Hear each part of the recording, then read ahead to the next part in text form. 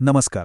आज आपण एका अशा रचनेबद्दल बोलणार आहोत जी 400 वर्षांहून अधिक काळ लोटला तरी आजही करोडो लोकांच्या जीवनाचा, त्यांच्या श्रद्धेचा एक अविभाज्य भाग आहे. ती रचना म्हणजे श्री हनुमान चालीसा.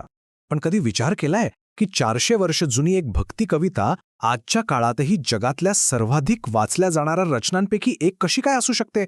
यामागचं रहस्य तरी काय आहे? चला आज तेच जाणून घेऊया. सगळ्यात आधी चालीसा म्हणजे नेमकं काय, तर नावावरूनच आपल्याला थोडा अंदाज येतो. 40 म्हणजेच 40. हो, ही एक 40 श्लोकांची खास भक्तिमय रचना आहे. आणि हनुमान चालीसा नावाप्रमाणेच ही भगवान हनुमानाच्या पराक्रमाची आणि गुणांची स्तुती करते. चला तर मग याच्या मुळाशी जाऊया. ही रचना आली कुठून आणि तिचा उद्देश काय होता हे समजून घेऊ. तर गोष्ट आहे 16व्या शतकातली. महान कवी संत तुलसीदास यांनी ही रचना केली. आणि गंमत म्हणजे त्यांनी ही रचना संस्कृतमध्ये नाही तर अवधी भाषेत लिहिली. अवधी ही त्या काळातली सामान्य लोकांची भाषा होती. यावरूनच त्यांचा उद्देश स्पष्ट होतो. हे ज्ञान, ही भक्ती प्रत्येकापर्यंत, अगदी सामान्य माणसापर्यंत पोहोचावी. आता वळूया या स्तोत्राच्या नायिकेकडे, म्हणजेच हनुमानाकडे. या श्लोकांमधून हनुमानाचं कोणतं रूप आपल्यासमोर उभं राहतं ते पाहूया. चालीसेमध्ये हनुमानाचं जे पहिलं वर्णन येतं ते असं आहे: कंचन वरण विराज सुवेसा, म्हणजे त्यांचं शरीर सोन्यासारखं तेजस्वी आहे. त्यांनी सुंदर वस्त्र घातली आहेत आणि कानातली कुंडलं आणि कुरळे केस त्यांचं रूप आणखीच खुलवत आहेत. आणि हे वर्णन इथेच थांबत नाही. त्यांचं सोनेरी रंगाचं शरीर, सुंदर वस्त्र, कुरळे केस यासोबतच त्यांच्या हातात वज्र आणि ध्वज आहे, जे त्यांच्या प्रचंड शक्तीचं प्रतीक आहे. आणि खांद्यावर असलेलं जानवं, ते त्यांच्या पावित्र्याची आणि ब्रह्मचर्याची ओळख करून देतं. चालीसेत हनुमानाला अनेक नावांनी संबोधलं आहे आणि प्रत्येक नावामागे एक खास अर्थ आहे. जसं की पवनसूत म्हणजे वायूचे पुत्र, महावीर म्हणजे महान योद्धा आणि बजरंगी म्हणजे ज्याचं शरीर वज्रासारखं अगदी अभेद्य आहे. पण हनुमान म्हणजे केवळ शारीरिक ताकद नाही हे लक्षात घ्या. चालीसा त्यांना ज्ञान गुणसागर म्हणते, म्हणजे ज्ञान आणि सद्गुणांचे एक अथांग महासागर. त्यांची बुद्धी आणि चातुर्य हे त्यांच्या शक्ती इतकंच मोठं होतं. आणि आता बोलूया त्या अविश्वसनीय पराक्रमांबद्दल, ज्यांनी हनुमानाला महावीर ही उपाधी दिली.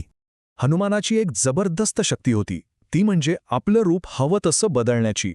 जेव्हा सीतेचा शोध घेण्यासाठी गुपचूप लंकेत जायचं होतं तेव्हा त्यांनी अगदी मुंगीसारखं सूक्ष्म रूप घेतलं.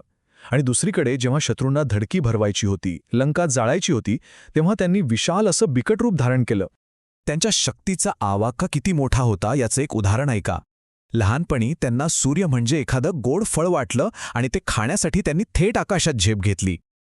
चालीसेतल्या उल्लेखाप्रमाणे हे अंतर होतं जुग सहस्र जोजन पर भानू, म्हणजे आजच्या हिशोबाने जवळपास 9,60,00,000 मैल.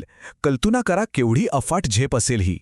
आणि लक्ष्मणाचे प्राण वाचवण्याची गोष्ट तर सगळ्यांनाच माहीत आहे. जेव्हा त्यांना संजीवनी औषधी ओळखता आली नाही तेव्हा त्यांनी जराही वेळ घालवला नाही. त्यांनी तो संपूर्ण द्रोणागिरी पर्वतच्या पर्वत उचलला आणि युद्धभूमीवर आणला. हे त्यांच्या शक्तीचं आणि अविचल निष्ठेचं एक उत्तम उदाहरण आहे. पण एक प्रश्न मनात येतो, एवढी शक्ती, एवढे पराक्रम, या सगळ्यामागे हनुमानाची प्रेरणा काय होती? याचं उत्तर त्यांच्या भक्तीमध्ये दडलेलं आहे. खरं तर या स्तोत्राचा गाभाच हा आहे. हनुमानाची सगळी शक्ती, त्यांचे सगळे पराक्रम, या सगळ्याचा स्रोत एकच होता, आणि तो म्हणजे प्रभू रामावरची त्यांची निस्वार्थ आणि अटूट भक्ती. या नात्याची खोली खुद्द रामाच्या शब्दांतून कळते. ते हनुमानाला म्हणतात, तुम मम प्रिय भरत समभाई, म्हणजे हे हनुमाना, तू मला माझ्या भावा भरता इतकाच प्रिय आहेस.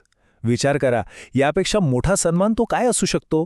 म्हणूनच हनुमान हे एका आदर्श भक्ताचं मूर्तिमंत रूप आहेत, ज्यांना खरा आनंद आपल्या प्रभूची कीर्ती ऐकण्यात मिळतो आणि ज्यांच्या हृदयात राम, सीता आणि लक्ष्मण कायम वास करतात.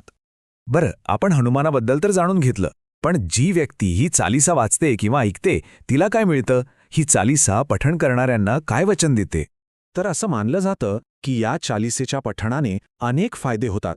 सर्व संकटं दूर होतात, सगळ्या प्रकारच्या वेदना नाहीशा होतात, भूत पिशाच आणि दुष्ट शक्तींपासून रक्षण होतं आणि मनातील इच्छा पूर्ण होतात. पण या सगळ्याच्याही पलीकडे एक अंतिम आणि सर्वात मोठं वचन आहे. ते म्हणजे जन्ममृत्यूच्या फेऱ्यातून मुक्ती आणि सरतेशेवटी भगवंताच्या धामात स्थान मिळवणं. आणि या स्तोत्राचा शेवट कवी तुळसीदास स्वतःच्या एका विनम्र प्रार्थनेने करतात. ते म्हणतात, तुलसीदास सदा हरिचेरा कीजे नाथ हृदय महांडेरा. म्हणजे मी तर कायम तुमचा सेवक आहे, हे प्रभू, तुम्ही फक्त माझ्या हृदयात येऊन वास करा. बघा, हीच विनम्र भक्ती या संपूर्ण रचनेचा आत्मा आहे. आणि जाता जाता एक प्रश्न. आजच्या जगात जिथे आपलं सगळं लक्ष वैयक्तिक यशावर, मीपणावर केंद्रित आहे, तिथे निस्वार्थ सेवा आणि भक्तीतून मिळणाऱ्या शक्तीची ही प्राचीन कथा आपल्याला काय शिकवू पाहते? हा नक्कीच विचार करण्यासारखा प्रश्न आहे.